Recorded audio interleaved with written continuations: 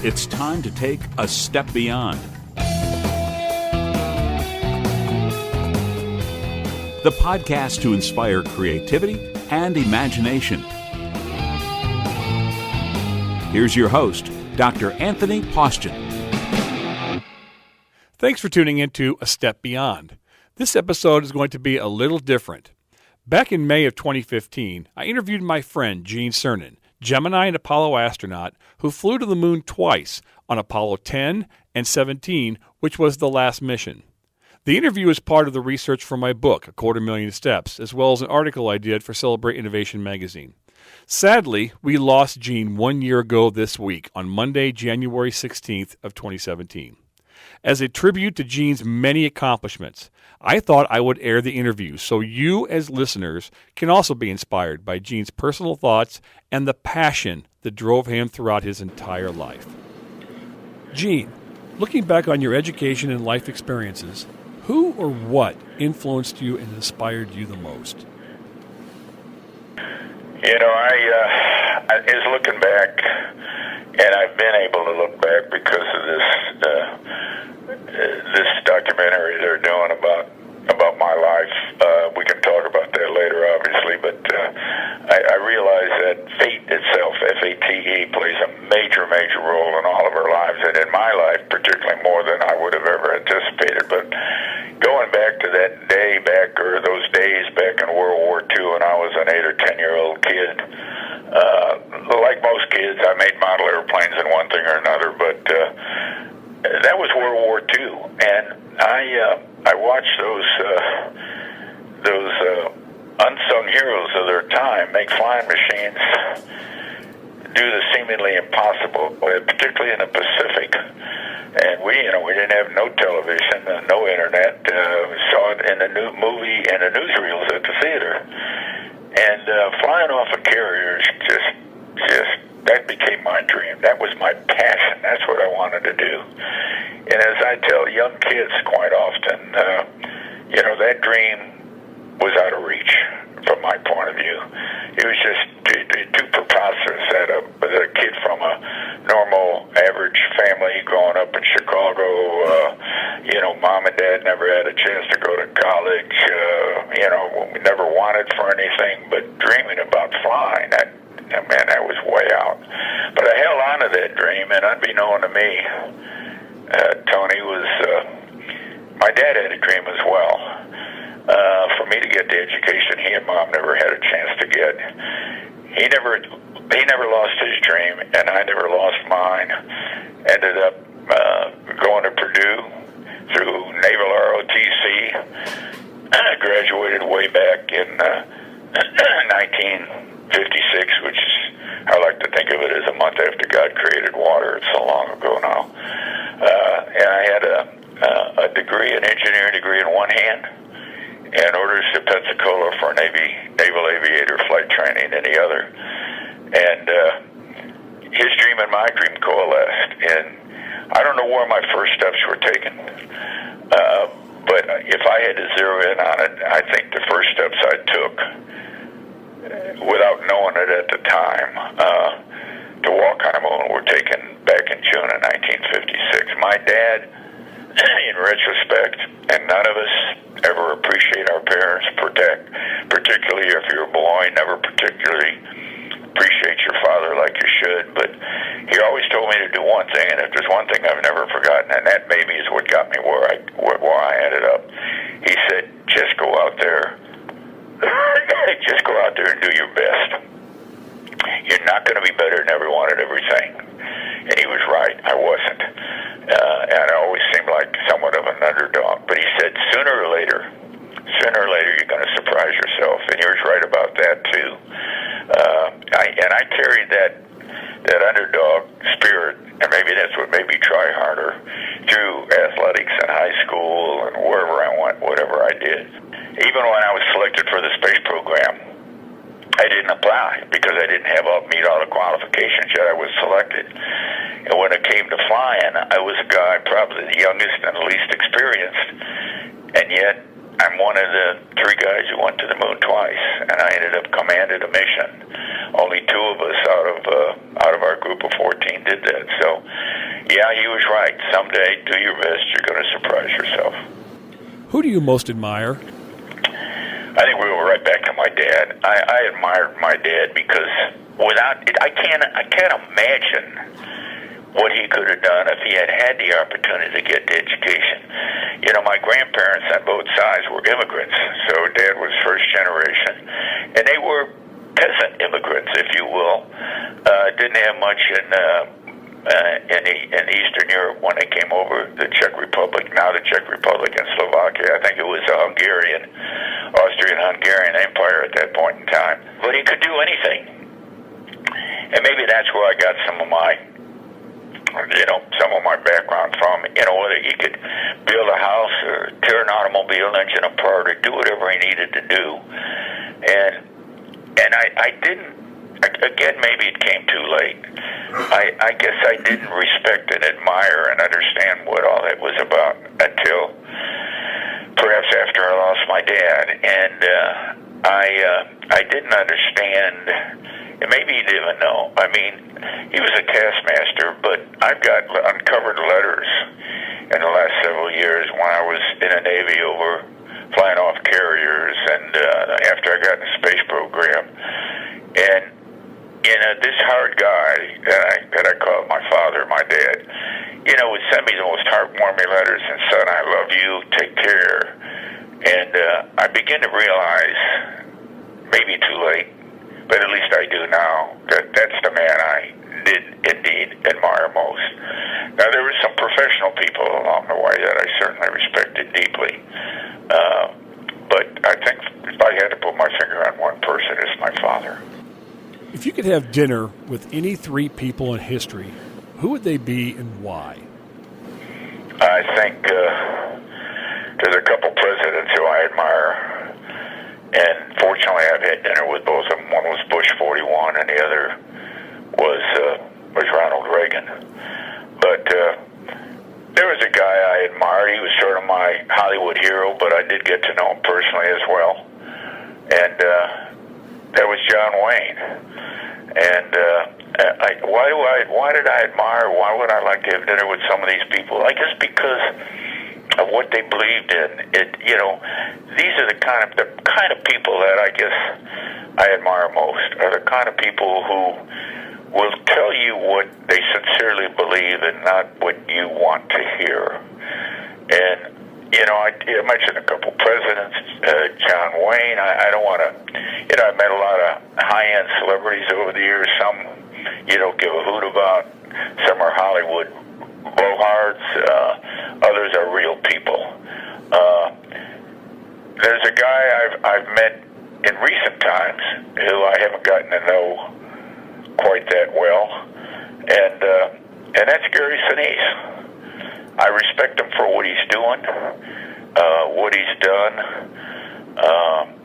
and I'd like to get to know him better at this point in time. And I guess what astounds me sometimes, I've got to be a very good long-time friend of Baron Hilton. And I'm not throwing names around, but this guy has accomplished as much or more than anybody that I really know from where he started out. And what astonishes me sometimes is how I can actually feel that I am not just a guy who walked on the moon to someone like that, but I'm a very personal friend. As a result, I've done things with him that he's probably not done with a lot of other people. I know I'm missing some people in my life, particularly maybe those I flew with in the space program.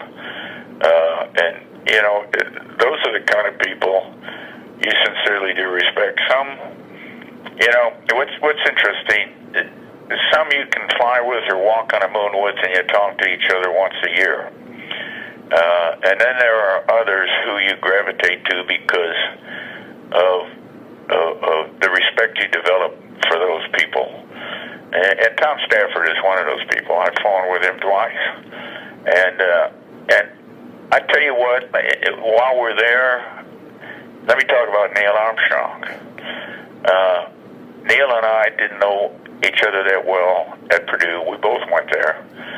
But I got to know him a lot better after I got in the space program. And then since he went, after both of us, Apollo was over, and we spent a lot of time together. And there is a human being that everyone in the country should have had an opportunity to sit down and have dinner with. And it's not so much because he was the first man who walked on the moon, but because nobody, although a lot of people could have been that first man, but nobody could have handled with greater dignity what came afterwards than Neil Armstrong. There's a guy respected, admired, and sincerely can call a friend. Those are the kind of people that I tend to gravitate to. People who are not trying to, blow you out because they did something special, but just were given an opportunity and they're willing to share that with you. That's what it's about. You've been around a while. What innovations during your life have had the biggest impact on you? Oh boy, I tell you what, when the president said, JFK said, we're going to go to the moon and do the other things, challenge this country to do what most thought was impossible. That came after Alan Shepard had a grand total of 16 minutes in space, and John Glenn hadn't yet even orbited the Earth. The Soviets owned space. The country was in turmoil, campus unrest, civil strife, the beginning of a very unpopular war. We didn't know beans about going to the moon. And I think that because the technology didn't exist, particularly the computer level, this kind of software, we needed to be able to do that kind of thing. It gave birth, in my mind, to the digital age. And God knows we are in a world today where today's technology is obsolete tomorrow.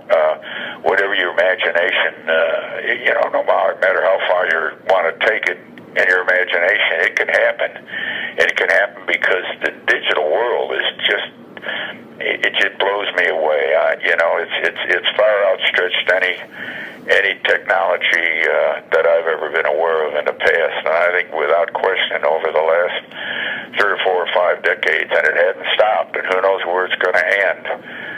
There's some good pieces and parts of it, and there's some bad pieces and parts of it, because it invades, to be honest with you, on our personal life, and I'm very protective of that, and we all ought to be. But it gives us opportunities to do things academically, technologically. How can you take a 3D image and produce a physical piece of hardware? I still don't understand those things, and that particular technology just amazes me. And unfortunately, I won't live long enough to see where it ends, if it ever does. Let's jump back into your space career a bit. What, if anything, could NASA have done to better prepare you for your space missions? And talk about the problems you encountered during your spacewalk on Gemini 9. Well, one of the problems we had in the space programs that we always faced, and that was that dark cloud over your heads, was cost and schedule. When Kennedy said we're going to go to the moon, we're going to do it before the end of the decade, and he said that May of 1961. That's what is that, 8.5 years, something like that. And so, we had to build that bridge called the Gemini program to find out how, whether you can do more than survive in space. We had to work in space. We had to be able to walk in space, get out of a spacecraft. We had to learn how to rendezvous. And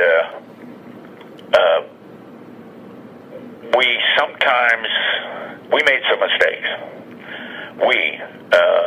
The brightest engineers in the world at that point in time, tackling the biggest job, including the astronauts, all of us who had engineering backgrounds at that point in time, as well as being aviators.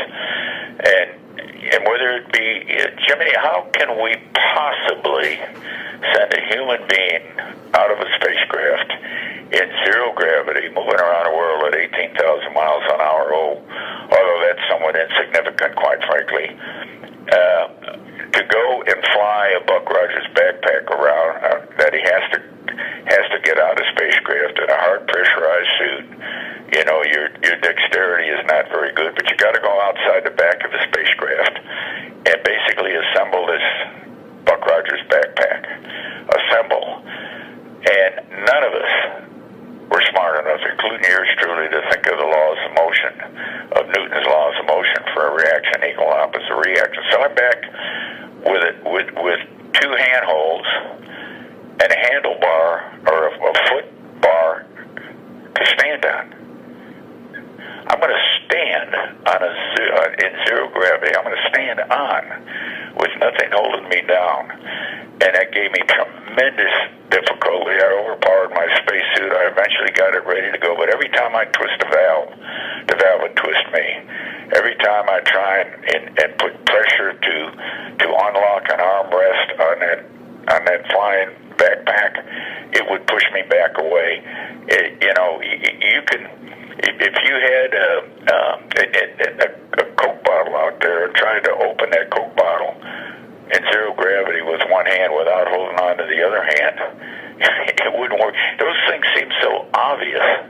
And when I went up there, every engineer in NASA, all of our training, which unfortunately, if we could have had some way of simulating zero gravity more than about 25 seconds at a time and allowed the zero gravity to propagate, we might have discovered, hey, wait a minute, we need something to tie this guy to the spacecraft. We need a tether. We need some foot restraints. We didn't have any of that, and quite frankly, in retrospect, looking at the rest of the mission, we terminated that part. But considering once I got in it, which I did, and had I flown around and then tried to get out of it, that's trying to take the top off a Coke bottle with one hand. I'm not sure I would have made it, and I did. I don't. I'm not. I was determined I was going to, get back in and get back home, but there were some considerations that might not happen. There's another major mistake we made, and that was based upon cost and schedules, is Apollo 1 fire. We were pressing because of time. We had used 100% oxygen in the Gemini program and in the Mercury program. We did that because we could make the spacecraft lighter. They wouldn't have to hold 14.7 pounds per square inch of air. So we put 5 pounds of 100% oxygen, 5 psi oxygen, gave us plenty of pressure on our bodies and more than enough oxygen to breathe. That's all right in space. But to test that spacecraft on the ground for its integrity and make it leak-proof, we made all those tests in Mercury and Gemini at Kennedy and pressurized that spacecraft to 16 psi, 100% oxygen. You can snap your fingers in that kind of environment, that kind of 100% oxygen pressure. And if they're doing fast enough and you create damn near a little heat or smoke, you're gone. And that's what happened, basically.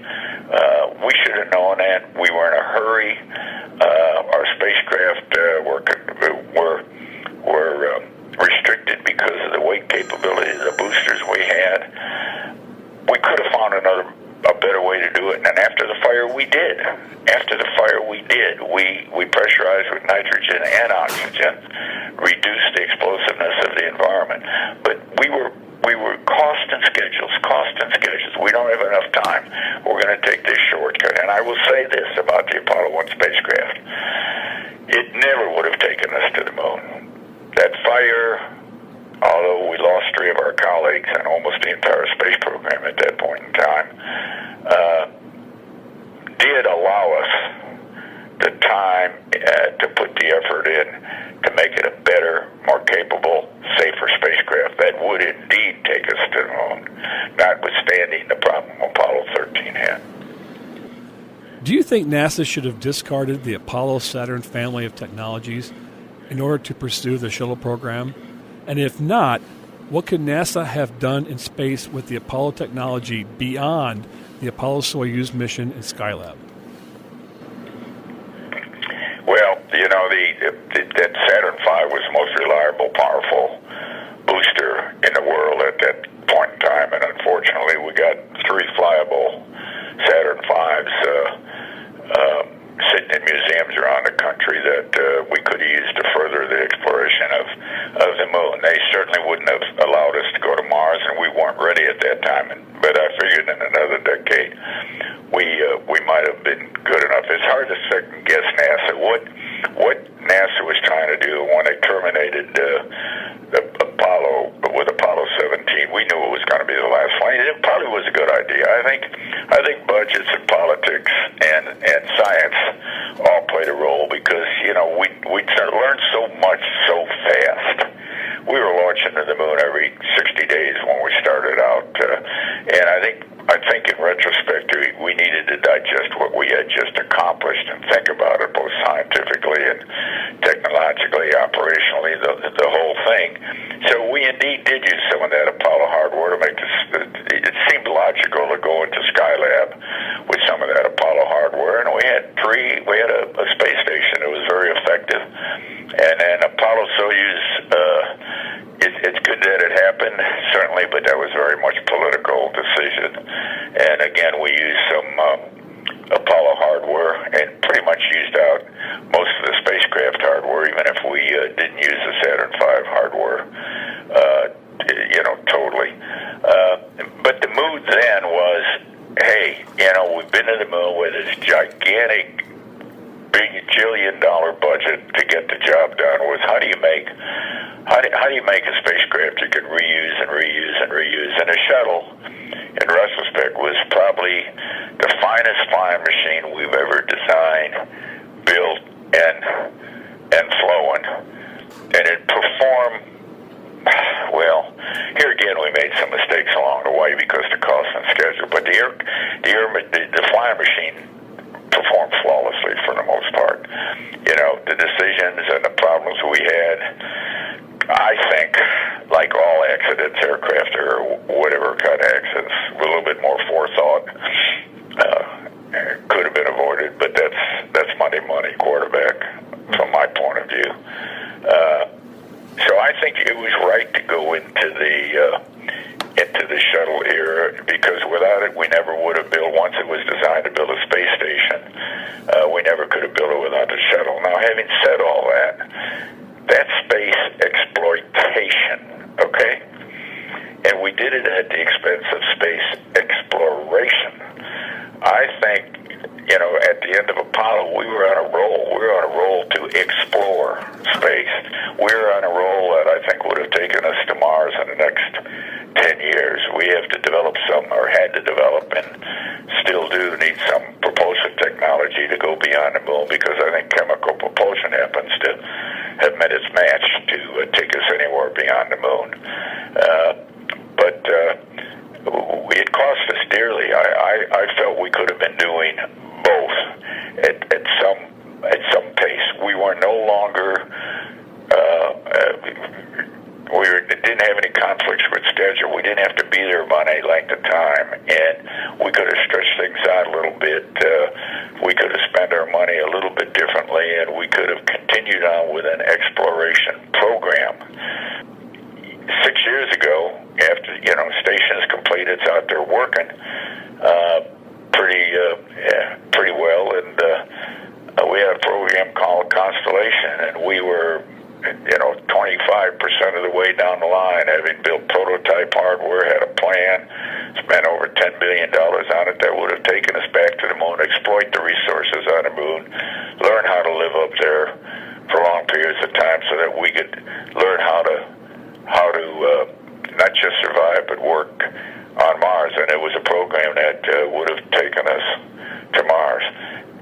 That got canceled. The sad part of that is some of the hardware that was being built for Constellation would have allowed us to get and service our own space station. That went by the wayside as well. And then on top of that, without any real thought put behind it, the shuttle was canceled with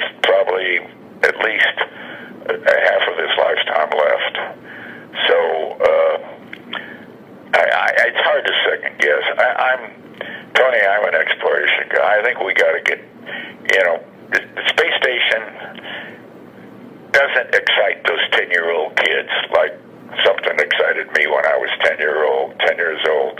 We don't watch boosters lift off anymore. It's not until there's nothing from an educational, from an inspiration point of view to stimulate the passion of young kids in this country. The space program today is failing. Okay, so it's failing. That's why we need to rejuvenate the inspiration. The interest in those kids is out there. I know, I talk to them, but we need to give them in their generation something to hang their head on. And space exploitation, that's a scientific mission. We need to go where no man has gone before. We need to see what has never been seen before. That's what inspires young people to dream. I have 50-year-old, 60-year-old people come up to me today. Gene, thank you for what you did. What did you mean what I did? I'm an engineer. I'm a doctor. I'm a school teacher. I'm a scientist because of what you did back in Apollo. It wasn't what I did. It was what the country was doing. I had the former CEO of Boeing come up to me, say, Gene, thank you. For the very same reason. I'm an engineer, and he eventually had a dream and was inspired to go to school and be an engineer, and became the chief executive officer of one of the biggest major aerospace companies in the world. And that's what's missing today. Okay, so and nobody, and that's a freebie. That's a freebie, and it comes from stimulating and inspiring a passion in these young kids. And unfortunately, I'll say it again, the space station and space exploitation. Gene, I agree with you 100%. Here's the question that goes along with that. NASA today is turning over more and more of its core technological research to companies in the private sector, companies like SpaceX. How do you feel about this transition, and do you support the privatization of space travel? Yeah, I support the privatization to an extent. The word privatization is used a little loosely because about half of those companies are using your and my tax money without any NASA oversight. Listen, I said earlier, we made a lot of mistakes in the past, and I just don't want to see those mistakes. I don't want to see another Apollo 1 accident. I don't want to see those things happen again. We're losing the people. We got great young engineers and technology to work with, but I just don't want us to go down the same road we've gone down in the past. I want us to make use of what we've learned and what we've done and the mistakes that we've made. And the private sector, particularly, you mentioned SpaceX, gets a little eloquent in terms of what we're going to do by tomorrow morning, and I can do this and we can do that and whatever. Well, maybe they can, but it's not going to be that easy. And although they've got some great young engineers and former astronauts and people working for them, just don't tell me what you're going to do. Let's just show me you can do it. And as far as the money is concerned, I think if you really look into it, NASA's just found another way to spend what money it has. And I think it's good on one hand to encourage some of these private sector space businesses, to give them some help, mostly help in the world of technology and experience and background, but financial help where they need it, but not wholeheartedly. Not just let's spend your own money. If you want to make a buck at the end of the day, put some of your own money into it. Now, there are some companies out there who do it, and I don't want to start picking on people who do and don't. But there are some people who are willing to put their own money in it and to make a business out of it. That's what the private sector's for. And I believe that the private sector has always been able to do things a little bit better and more economical and just as safe as the federal government. But space is a little different. The risk of of what we are doing and where we're going is so unknown. Look at the unknowns we uncovered during Gemini and Apollo, and there's still a lot more unknowns out there. And I think we need some kind of high-end technical oversight that goes with the money we put into that particular part of the business. Do you think NASA should engage in a large-scale effort to go to Mars? Yes, because that's the next frontier. That's on the horizon. I think part of that is we need to go back to the moon. There are resources we can exploit on the moon, commercial, economical resources we can exploit on the moon, and we need to learn what it's going to take to stay away for 6 months at a time. We need to learn about developing habitats that we can live on. Mars is, there's an atmosphere, but we can't breathe it. There's, 1/3 gravity. So, but we need to prepare ourselves to be able to go to Mars. And that's going to take going back to the moon first. But I am 100% in favor of going to Mars. But I will say, and I've been asked this question, I'm not 100% in favor of those one-way trips some of these people are talking about. You get someone who's going to volunteer to do anything. Listen, if we're smart enough and got the capability to go to Mars, we're smart enough to get home. And these trips that are going to take 18 months or something, we can shorten that down. We can go and come when we want to based upon the development of new propulsion technology. Instead of coasting into Mars and being at the mercy of the location and gravity of the planets in the solar system, we can spit out a little ion or electron or piece of plasma out of the back of that spacecraft and keep it moving in the direction we want and get us there. I think when we go to Mars, we'll get there in less than 60 days, not 9 months. And we'll be able to come home when we want to come home. That, to me, makes it a doable trip. Tell us a little bit about the new movie coming out based on your book, The Last Man on the Moon. Well, Tony, the book, and I think you've read it, and it's still out there, is I didn't want it to be a space book. I didn't want it to be technical. It's me talking to you. It's me answering every question I think you probably have had as you grow up in, quote, this particular space age. I take you everywhere I've been. I take you on that spacewalk. I try and share my thoughts and feelings as personally as I can. The movie, on the other hand, is it's not an Apollo 13 movie. It's not a Hollywood. It's a documentary. It could be about me. It could be about any young kid who ended up where I ended up. And I bring my family into it. What were the wives going through? And what did Martha Chaffee feel like when Roger, a friend of mine from Purdue and a neighbor down here in Houston, when he burned up in that fire? How did Martha? She tells you how she feels. She's part of the movie. How does my wife feel today? And how did my former wife feel when I went to the moon? Made a comment like, if you think going to the moon is hard, try staying home. And that one hit hard when I heard that. And my grandkids and friends, and it's not about me. It's about this young kid, and that's what I'm so excited about.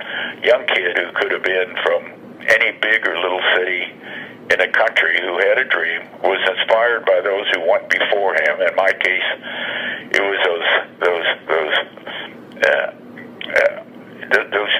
those icons of aviation during World War II, the greatest generation, that inspired me to want to fly and fly off a carrier, and that led me, from that point on, fate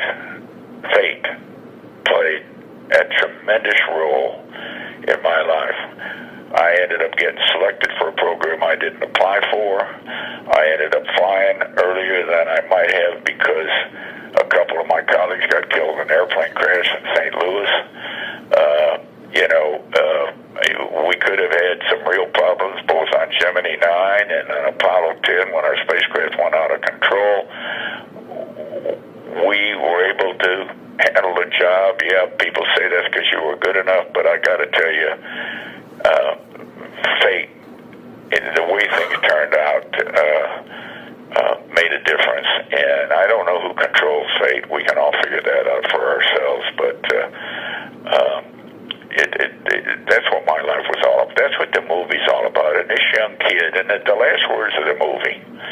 And I read the setting. The setting took us to the graveyard, the airplane graveyard in Tucson, where I saw an old A4, a Skyhawk, by the serial number, that's sitting on blocks out there that I flew off an aircraft carrier. I went to my ranch. I got a little ranch in west of San Antonio, and did a lot of filming there. What kind of kid is this? What kind of guy is he? You know, he's out there feeding his longhorns and one thing or another, and talking to his buddy he flew with in the Navy, and probably the thing that hit me most when we went and did some filming at Arlington. The question that came to me is, why me? You know, I go back, why did I get selected for a space program? Why did I get the command of a mission to go to the moon? And why are I not under that gravestone at Arlington and one of those guys standing there in my place?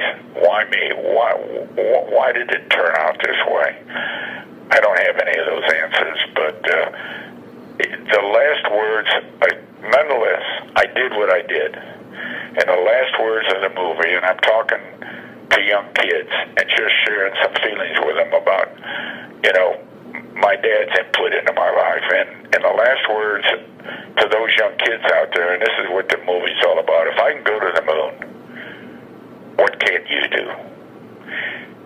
Those words came from me, but again, it's the story. It's not about me. They could have come from anyone who had found themselves in my place. If I can go to the moon, I want you to tell me what you can't do if you want to do it badly enough.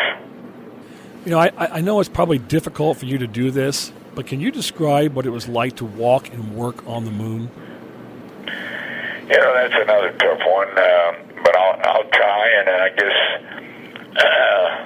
that's why we send people instead of robots, because as smart as that digital technology is that I talked about early enough, it's only as smart as we can make it. So it you know, no ticker tape parades for robots. If people want to know, how'd you feel? What'd you think? Were you scared? You feeling closer to God? When I made those first steps on the moon, you know, the first steps have been made long before I got there, not just by Neil, but by everyone else that preceded me to the moon. But those were my first steps, and I had to prove something. The reason I needed a command so bad, and I turned down an opportunity to walk on the moon on an earlier flight. My boss thought I was crazy, and maybe if it turned out differently, I would have been considered crazy. But I turned it down because I wanted a command of a flight. I wanted to prove that I was good enough. Well, I got that command, and on top of that, I got to walk on the moon. And when I stepped foot on the moon, I didn't need to prove to you, Tony, or anybody else, but I had to prove to me that I could do it. I had to prove to me that I could take this mission and this crew and successfully get to the moon. Did I worry about getting off 3 days later? It never crossed my mind at the time. Probably never thought of it until 30 minutes before we were ready to come home. Now, the thing that I remember most that's more nostalgic is when I left the moon. Because 3 days later, going up the ladder, you know, and the Earth has been in the same spot above those mountains in that valley we landed in, and you know, I'm starting to walk up the steps. My partner's already in. I'm looking down at my last footprints, and I knew I wasn't gonna come this way again. Somebody would, but it wouldn't be me. I look back at the Earth and with its overpowering beauty, and sitting in the middle of this, three-dimensionally in the middle of this infinite blackness I call the endlessness of space and the endlessness of time, and I'm wanting to stop. I want to stop the clock. What did it mean that we were there? Not just Apollo 17, but what did it mean that we, as a generation of people, had done something I expect folks have been dreaming about doing for eons and years? We lived on the moon. And I'm standing there at that point in time, and, you know, you can hit this freeze button in a simulator, but you can't hit the freeze button in the real world. I knew we were the extension of technology. I knew we'd gone where human beings had never gone before, but what does it mean? And I still don't have an answer to that question. I've always said leaving Earth orbit and going somewhere like the moon is not just a technological different space program. It's a philosophical and it's a spiritual different program. And I'm looking at the Earth standing on the ladder of the lunar module as it's only been seen through the paintings of artists or the words of poets, or maybe through the minds of philosophers. And I'm there at that moment looking. I say, what can I do? I want to reach out, grab that Earth, tuck it into my pocket somewhere, and bring it home and say, here's what it feels like. Here's what it looks like. Obviously, I couldn't do that, but I realized I came to the conclusion, because I came to the conclusion long before this, maybe even on Apollo 10, that it was, this Earth, the small part of the universe that I was privileged to see, had too much purpose and logic, which was too beautiful to have happened by accident. That, I know there is a creator. There's no question in my mind. There is a creator of this universe, and so all I can give you, and all I can bring home is to tell you that I sat on God's front porch for 3 days of my life. What's that like? Let your imagination wander as you look back at the Earth and the blackness of the universe which surrounds you. I sat on God's front porch. Beyond that, I cannot tell you yet what it meant for us to do what we did. It may be another 50 or 100 years before we really appreciate it. How long was it before we appreciated the significance of what Columbus did? I don't know, but it certainly wasn't 40 years. It's been 45 years since the Apollo 13 crisis. Do you think that Ron Howard's movie was an accurate depiction of what they actually dealt with in space? Yes. They went out of their way. They did a lot of interviewing of those of us who'd been to the moon. I talked to Hanks and Ron Howard. I think they saw a lot of people. They wanted to get it right, and I think Howard told me specifically he did not want this movie to go Hollywood. Now, they had some problems, and they didn't go Hollywood. I think it was very accurate with little or if any exception. The only thing they had to do was take 48 hours, 2 days of space, because there were a lot of people involved, and put it all in the hands of one individual. They had problems, electrical problems. They had oxygen problems. They had how do you get this thing back on course to get it home? There were a lot of people who worked on that, not just a few you saw in the movie, but there was no way. They had to condense that down to, I think it was close to a 2-hour movie, if I'm not mistaken. And I thought they did a great job. And from my point of view, it was very accurate. From my point of view, it did not go Hollywood, but it also wouldn't. What came from that accident, I think, woke up the American people that it's not just a piece of cake. There's really something more to going to the moon than most people had thought about. What would you say to today's younger generation who would like a career in the manned space program? And beyond the importance of education, what advice do you have for them? There's so much yet to be learned in this unlimited frontier of space. And space, I find it, whether they're third graders or high school or college, even today when they don't really have a space program, 42 years ago, I was walking on the moon. Today we can't even put an American in space on American hardware. That should be the most disappointing. That's unacceptable to me, and it should be unacceptable to every American. And yet we have young kids out there at every level who are excited and interested. They're thirsty. What was it like? And they're waiting, literally waiting to be inspired. And they got so much to work with these days that we didn't have to. And I would say, dream the impossible. Dream the impossible and go out and make it happen. happen. Whatever you want to do, whatever you want to be. And I give him my dad's advice.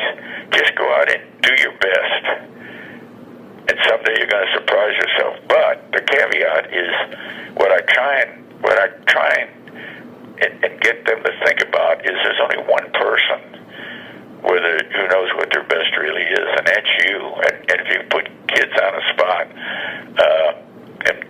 and you can turn them on. And as far as space is concerned, unfortunately, if I were a young kid today, I'm not sure I'd apply to become an astronaut, because there's not anything to fly. And there may not be for quite a while. So if you've got a good career in the military or in science or in engineering or so forth, stick with it for a while. On the other hand, NASA just went out for, I think, 8 or 10 new astronauts here in the last few months, and they had an overwhelming group of that group of young people applying. So there's a thirst, there's a desire. This younger generation in the 20s and 30s just want to be part of something, want to make something happen.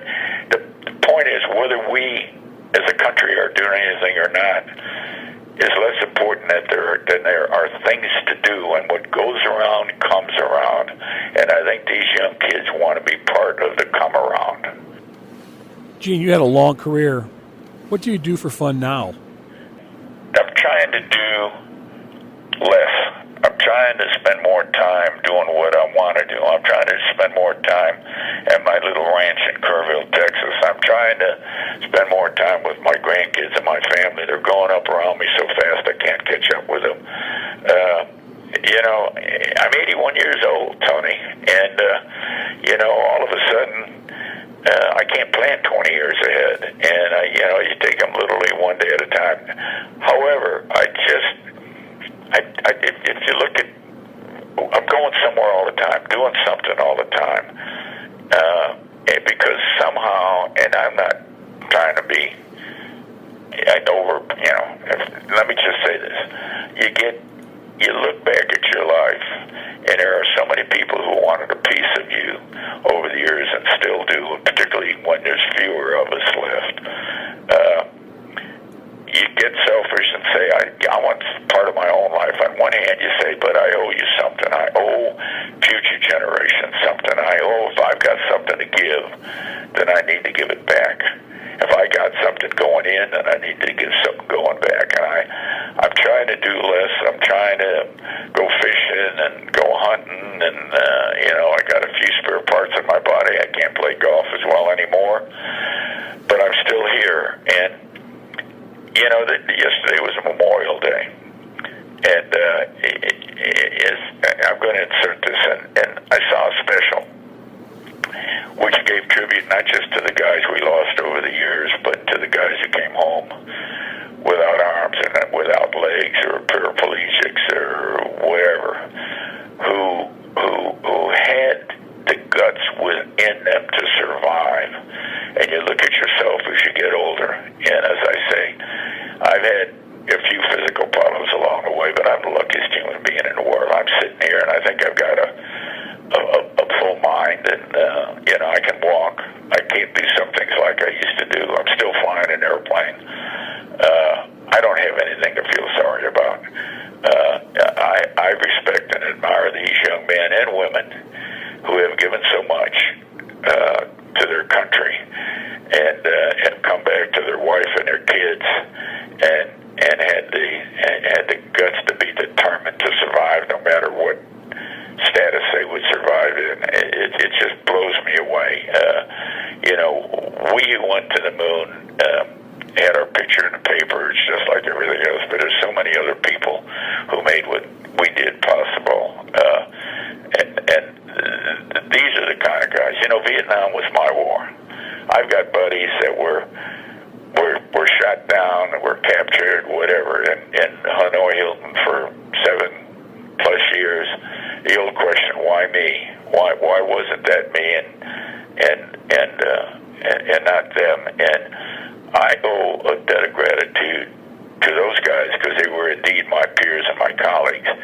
But we owe a debt of gratitude to all these other kids who are doing what they've been asked to do and are paying as close to the supreme sacrifice as they can. So, I don't know. I just got on it. You stirred my emotion on that one, and that's what it's all about. But young kids looking for a career, it just pattern their passion and pattern their true grit after some young kids in the service who have come back with the wounds of war. They can do anything. Dream the impossible and make it happen. If I go to the moon, what can't you do? There's still a moon out there. There's still Mars out there. There's still a lot of places that we have never gone and human beings have never seen before. Why are they important? Maybe because they're there. Why should we go to Mars? Like Kennedy said, why do we climb the highest mountain? Because it's there. Why are we going to Mars? Because it's there. That's good enough reason for me. What would people be most surprised to know about you? I thought about that, and I acknowledge the fact that he's right. People look at me differently than I look at myself. I went to the moon. I'm proud of it. I want my grandkids to be proud of it. My name's in the history books, and that's well and good. But I did that yesterday. It's what you do tomorrow. It's what you do today and tomorrow that counts. It's a challenge you've got ahead of you, and if you're capable of seeing something happen, and you're responsible to help make it happen. I put my pants on one leg at a time, just like you and everybody else. That may surprise people because they think, number one, you're the smartest technical genius in the world, and you're not. And just because you went to the moon, and I don't look at it, that simply. But I don't look at myself the way other people look at me, and I think that's a very healthy place for me to find myself today. What do you hope your legacy will be? There's a song called "The Impossible Dream," and Man from La Mancha. If you just read the words of that song, I want to be one of those guys who had a dream and went where no man has gone before. That's what the words of to dream the impossible dream. Some guy who dreamt the impossible dream and then lived it. I would like to think this movie, if it ever gets real traction, will be the legacy I have to leave to future generations. Thank you for listening and taking a step beyond with us. I believe the best way to close this special episode is by quoting Gene himself.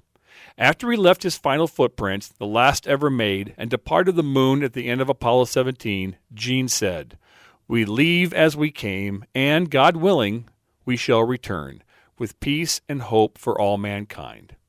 I hope you'll continue to listen to A Step Beyond and become inspired to be the very best version of yourself. I'm your host, Anthony Postian. Follow your dreams. Thanks for listening to A Step Beyond.